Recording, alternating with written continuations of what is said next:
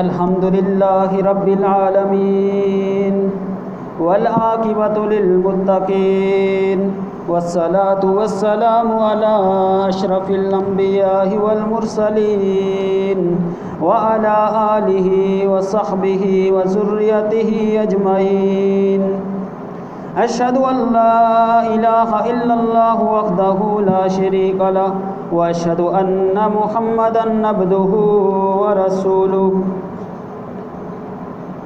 أما بعد فإن خير الحديث كتاب الله وخير الهدي هدي محمد صلى الله عليه وسلم وشر الأمور محدثاتها وكل محدثة بدعة وكل بدعة ضلالة وكل ضلالة في النار. قال الله تبارك وتعالى في القرآن المجيد والفرقان الحميد: أعوذ بالله من الشيطان الرجيم بسم الله الرحمن الرحيم. وَقَضَى رَبُّكَ أَلَّا تَعْبُدُوا إِلَّا إِيَّاهُ وَبِالْوَالِدَيْنِ إِحْسَانًا إِمَّا أَن يَبْلُغَنَّ عِندَكَ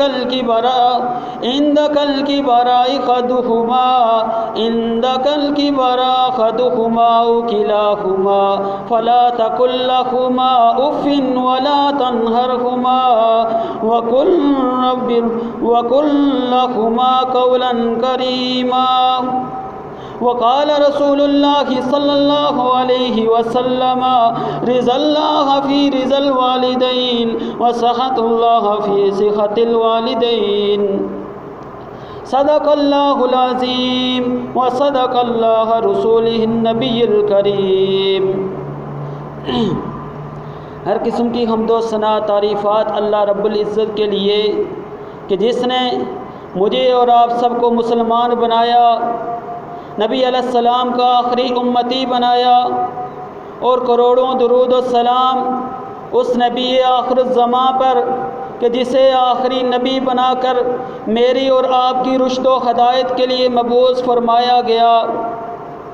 کہ جن کا آنا تھا کہ وہ مکہ کے مشرکین توحید پرست بن گئے، کہ جن کا آنا تھا کہ وہ ایک دوسرے کے خون کے پیاسے آپس میں بھائی بھائی بن گئے.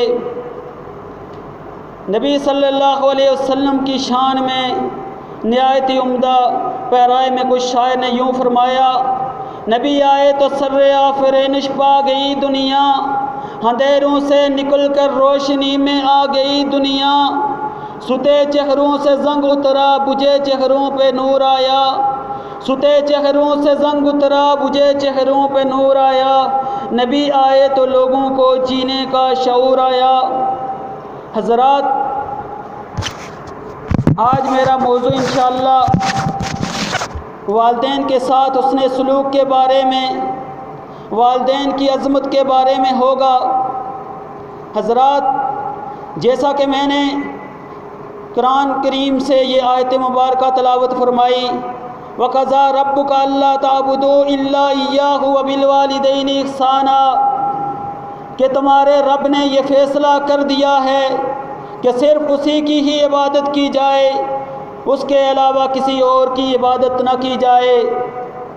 اور والدین کے ساتھ حسن سلوک کیا جائے. حضرات، جس طرح اللہ تعالیٰ نے جہاں پر اپنی توحید کا ذکر کیا جو کہ حقوق اللہ کی بنیاد ہے،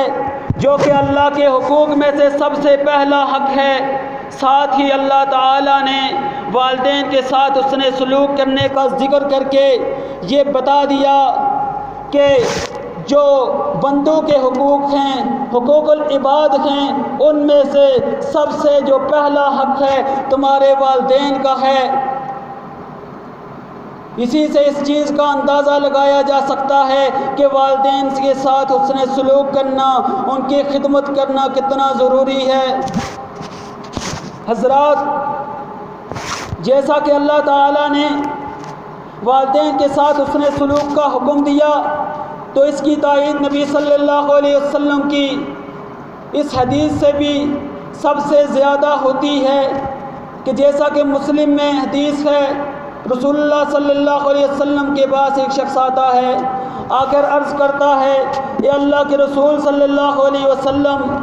مجھ پر سب سے زیادہ حق کس کا ہے؟ حسن سلوک کا، کہ میں اس کے ساتھ حسن سلوک کروں، میں اس کے ساتھ بھلائی کروں۔ تو رسول اللہ صلی اللہ علیہ وسلم نے فرمایا تیری والدہ کا۔ دوسری مرتبہ سوال کیا، پھر کہا تیری والدہ کا، اور ایک روایت میں آتا ہے تیسری مرتبہ سوال کیا، پھر بھی کہا تیری والدہ کا۔ جب چوتھی مرتبہ سوال کیا تو کہا تیرے والد کا۔ اور پھر جو 2 مرتبہ والی روایت ہے جیسے صحیح مسلم میں، تو اس کے بعد پھر فرمایا کہ اس کے بعد کس کا؟ تو نبی صلی اللہ علیہ وسلم نے فرمایا اس کے بعد تمہارے رشتہ داروں کا۔ تو معلوم ہوا کہ بندوں میں سے، حقوق العباد میں سے جو سب سے زیادہ حق ہے وہ تمہارے اوپر تمہارے والدین کا ہے، اور اس میں سے بھی تمہاری والدہ کا تمہارے اوپر سب سے زیادہ حق ہے، اور پھر اس کے بعد تمہارے باپ کا، اس کے بعد تمہارے رشتہ داروں کا، اس کے بعد تمہارے پڑوسیوں کا۔ حضرات اسی آیت میں آگے فرمایا اما یبلغن عندک الکبر احدہما او کلاہما فلا تقل لہما اف ولا تنہرہما وقل لہما قولا کریما، کہ اگر تم اپنے والدین میں سے دونوں کو پاؤ یا پھر ان میں سے کسی ایک کو پاؤ تو پھر ان کے آگے تم نے اف تک نہیں کہنا، اور پھر اف تک کہنا تو دور کی بات، ان کے آگے زجر بھی نہیں کرنی، ان کو جھڑکنا نہیں اپنی باتوں سے، اور پھر ان کے بارے میں جب بات کرنی ہے قولا کریما، ان کے ساتھ عزت کے ساتھ بات کرنی ہے، اچھے طور و طریقے کے ساتھ بات کرنی ہے۔ حضرات لیکن ہمارے معاشرے میں اگر نظر دوڑائی جائے تو دیکھیے کہ ہم کس مقام پر کھڑے ہیں، دیکھیے کہ ہمارے حالات کیا ہیں، ہم کس نہج کی طرف جا رہے ہیں۔ آج والدین کے آگے اف کرنا تو کوئی بات تصور کی نہیں کی جاتی، جبکہ والدین کے آگے ہم پورے زور و شور کے ساتھ بات کرتے ہیں۔ کبھی کبھار ایسا بھی دیکھا گیا کہ والدین اگر کسی بات میں مشورہ دینے کی کوشش کرتے ہیں تو ان کو کہا جاتا ہے آپ بوڑھے ہو چکے ہیں، ہمیں آپ کے مشورے کی ضرورت نہیں، آپ کے مشورے، آپ کی باتیں پرانی ہو چکی ہیں، ہم خود فیصلہ کرنے کا حق رکھتے ہیں، ہم خود اپنی طرف سے جو بھی کریں گے صحیح کریں گے، اچھائی اور برائی کی تمیز ہمیں آپ سے زیادہ ہے۔ یہی نہیں بلکہ یہاں تک دیکھا گیا ہے کہ جب ایک شخص کی شادی ہو جاتی ہے اپنی بیوی کے ساتھ، جب وہ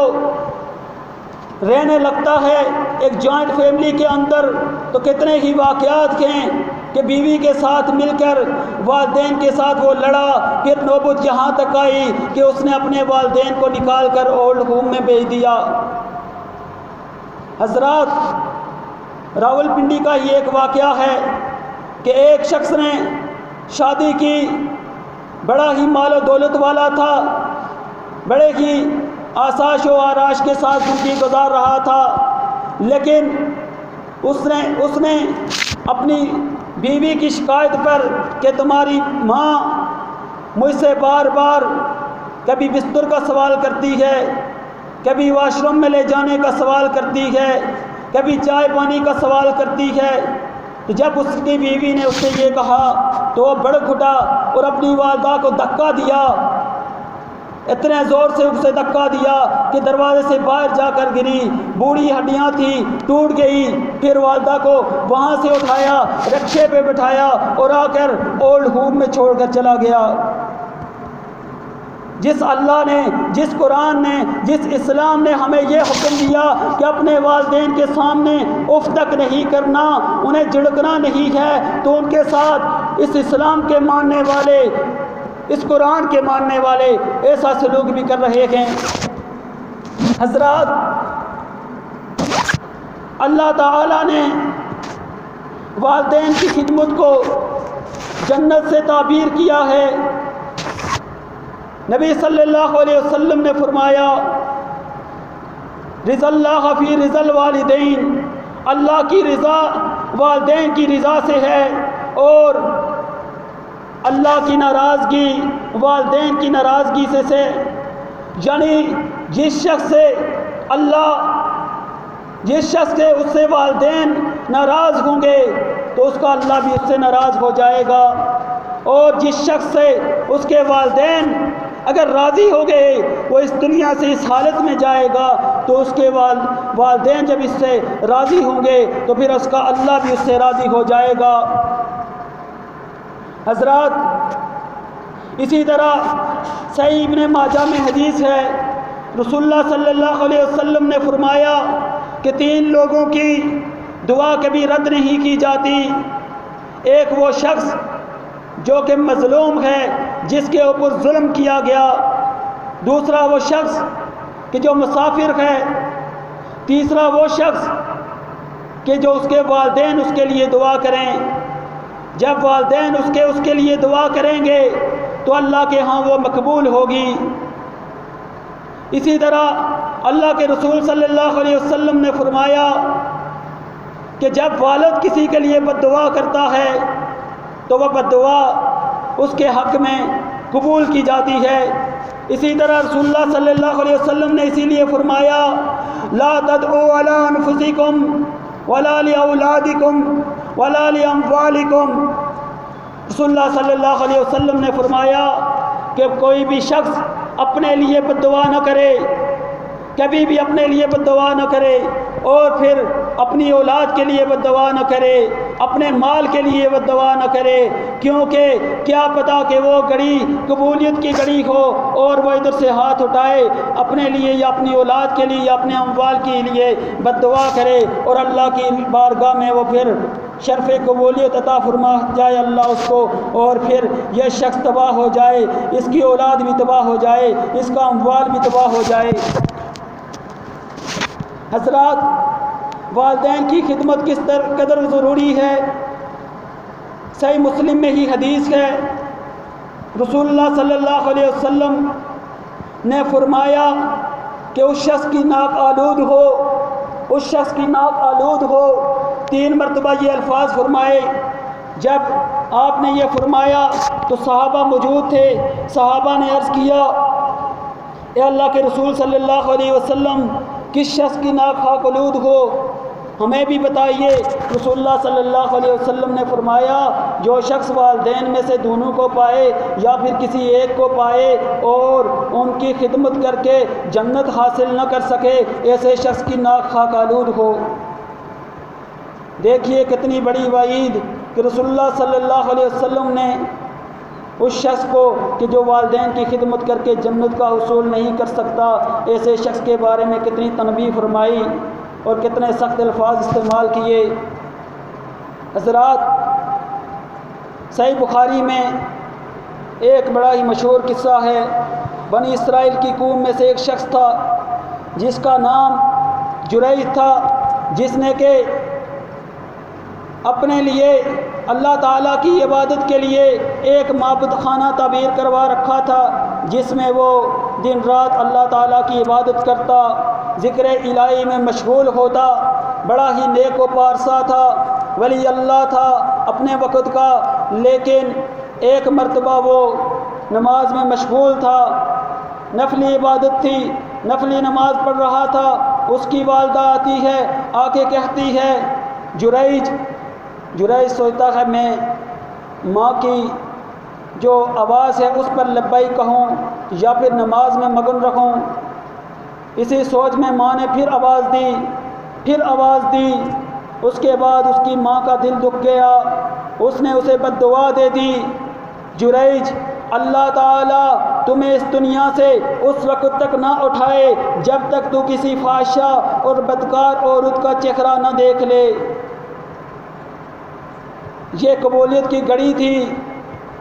ماں کی بد دعا اللہ کی بارگاہ میں قبول ہو گئی۔ پھر وہ وقت بھی آیا